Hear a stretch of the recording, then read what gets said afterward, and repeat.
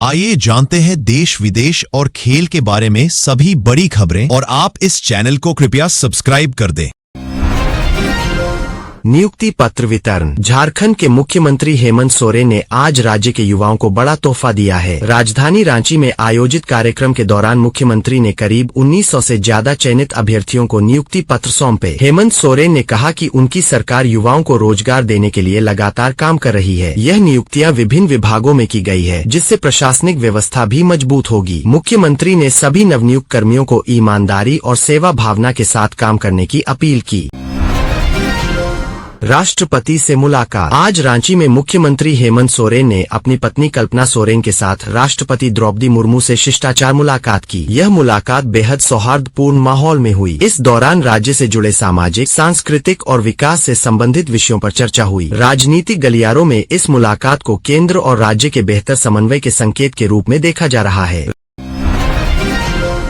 झारखंड के हजारीबाग स्थित लोकनायक जयप्रकाश नारायण केंद्रीय कारा से 3 कैदियों के फरार होने से हड़कंप मच गया है। जेल प्रशासन के अनुसार ये तीनों कैदी धनबाद के रहने वाले बताए जा रहे हैं। जेल अधीक्षक चंद्रशेखर सुमन ने आज कैदियों के लापता होने की पुष्टि की है। हालांकि अब तक यह स्पष्ट नहीं हो पाया है कि ये कैदी किस मामले में सजा काट रहे थे या फिर विचाराधीन थे। बताया जा रहा है कि कैदियों ने जेल की 5 स्तरीय सुरक्षा व्यवस्था को भेदते हुए फरारी दी है। घटना के बाद सुरक्षा व्यवस्था पर गंभीर सवाल खड़े हो गए हैं।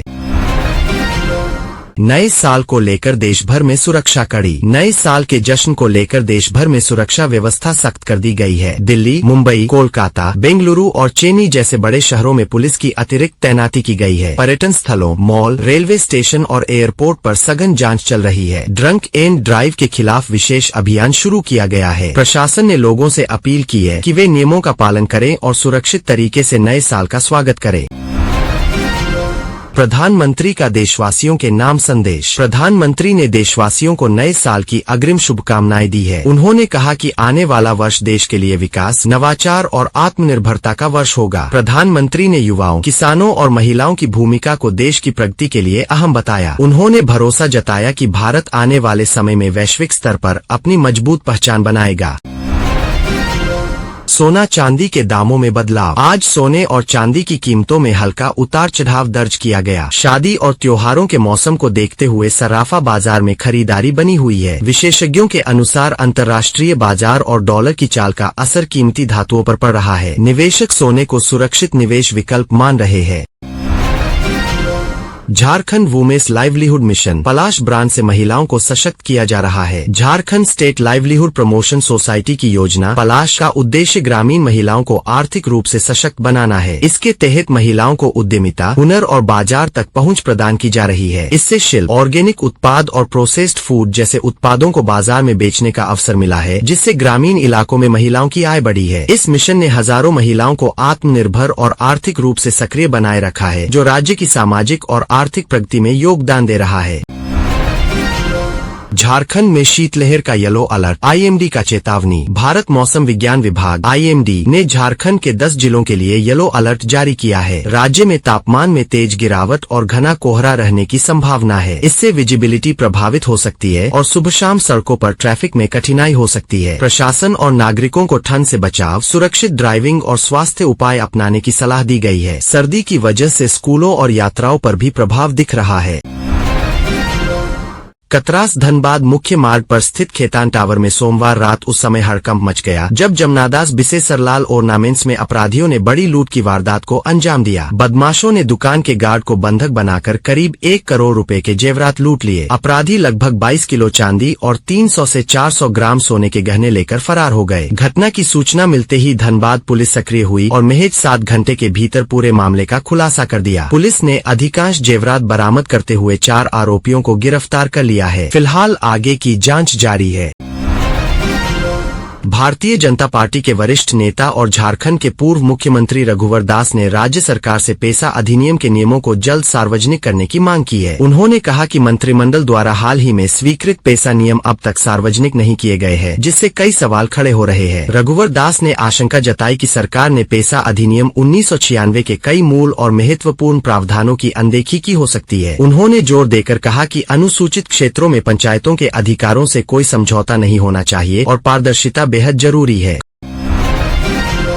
कड़ाके की ठंड का असर अब बच्चों की पढ़ाई पर भी दिखने लगा है। झारखंड के कई जिलों में ठंड और कोहरे के कारण स्कूलों में छुट्टी घोषित की गई है। प्रशासन का कहना है कि बच्चों की सेहत को देखते हुए यह फैसला लिया गया है। अभिभावकों ने भी इस निर्णय का समर्थन किया है। मौसम सामान्य होने तक स्कूल संचालन को लेकर आगे निर्णय लिया जाएगा।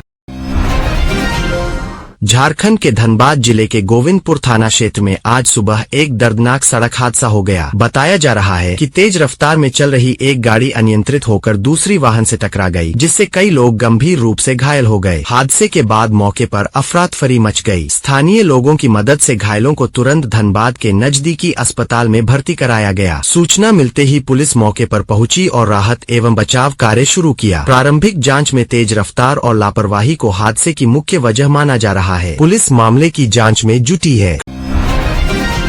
क्रिकेट जगत से आज बड़ी खबर सामने आ रही है। घरेलू और अंतर्राष्ट्रीय क्रिकेट में मुकाबले रोमांचक दौर में पहुंच चुके हैं। भारतीय टीम के खिलाड़ी शानदार फॉर्म में नजर आ रहे हैं। वहीं युवा खिलाड़ियों ने भी अपने प्रदर्शन से चयनकर्ताओं का ध्यान खींचा है। घरेलू टूर्नामेंट में कई खिलाड़ियों ने बेहतरीन बल्लेबाजी और गेंदबाजी की है। आने वाले दिनों में अहम मुकाबले खेले जाने हैं, जिस पर क्रिकेट प्रेमियों की नजर बनी हुई है। फैंस को नए साल में टीम इंडिया से बेहतरीन प्रदर्शन की उम्मीद है।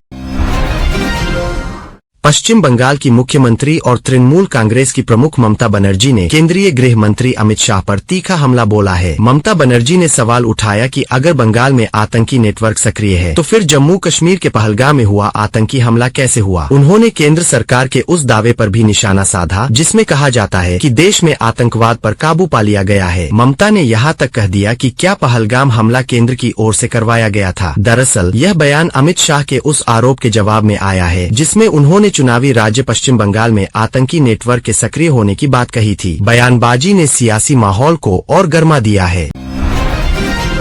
भारत के सर्वोच्च न्यायालय ने न्यायिक प्रक्रिया में बड़ा सुधार करते हुए वकीलों की मौखिक दलीलों के लिए सख्त समय सीमा तय की है। मुख्य न्यायाधीश सूर्यकांत की अध्यक्षता में जारी नए सौंप के अनुसार अब पोस्ट नोटिस और नियमित सुनवाई वाले सभी मामलों में वकीलों को पहले से अपनी दलीलों का समय प्रस्तावित करना होगा। तय समय का पालन अनिवार्य रहेगा। इस फैसले का उद्देश्य अदालतों में अनावश्यक देरी को रोकना, मामलों की सुनवाई को तेज करना और न्याय व्यवस्था को अधिक प्रभावी व पारदर्शी बनाना है। यह कदम आम लोगों को समय पर न्याय दिलाने में सहायक साबित होगा। पड़ोसी देश बांग्लादेश में अल्पसंख्यक हिंदुओं पर हो रहे हमले लगातार बढ़ते जा रहे हैं। सोमवार 29 दिसंबर की देर शाम एक और दिल दहला देने वाली घटना सामने आई, जहां एक हिंदू युवक की निर्मम हत्या कर दी गई। यह वारदात मेमन सिंह इलाके में हुई, जहां कुछ दिन पहले ईशनिंदा के आरोप में दीपू चंद्र दाय को भी भीड़ ने पीट कर मार डाला था। ताजा घटना में युवक को दिन दहाड़े गोली मारी गई और उसकी लाश पेड़ से लटकाकर जला दी गई। इन घटनाओं ने अल्पसंख्यकों की सुरक्षा पर गंभीर सवाल खड़े कर दिए हैं।